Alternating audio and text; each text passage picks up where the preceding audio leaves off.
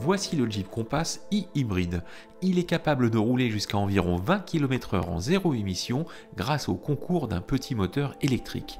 Et pas besoin de brancher la voiture pour recharger sa batterie car cette version micro-hybride fait appel à un accumulateur de 0,8 kWh qui revigore ses cellules avec l'énergie dégagée par les phases de freinage.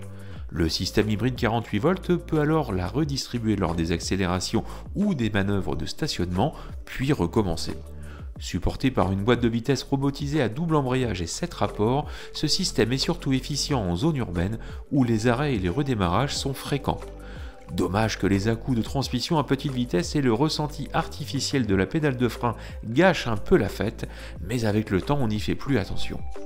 Avec son moteur thermique à 4 cylindres de 1,5 litres de cylindrée, le Compass aime aussi les longs trajets et les grands espaces, car il n'est pas limité par une autonomie castratrice ou un temps de recharge trop long qu'il faudrait anticiper.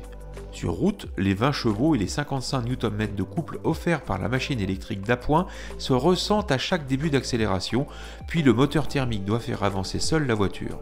Fort de 130 chevaux pour 240 Nm de couple, ce bloc à cycle Miller constitue un minimum pour ce genre de carrosserie, surtout si vous roulez en famille avec le coffre plein.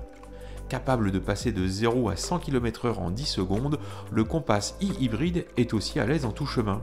Cette version à 2 roues motrices n'est pas taillée pour le off-road, mais sa garde au sol de près de 20 cm lui permet de s'aventurer hors des sentiers battus.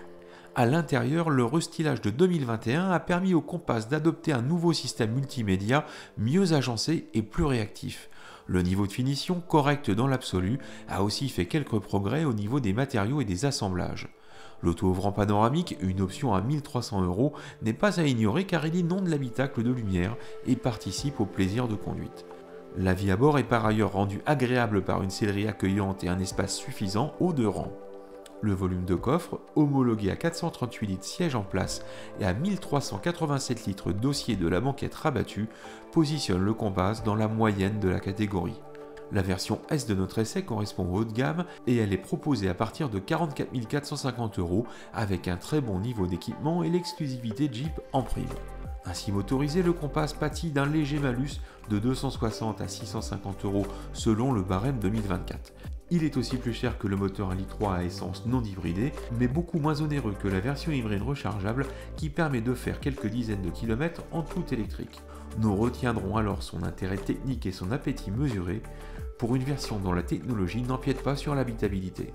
A bientôt pour de nouvelles aventures sur universjeep.fr.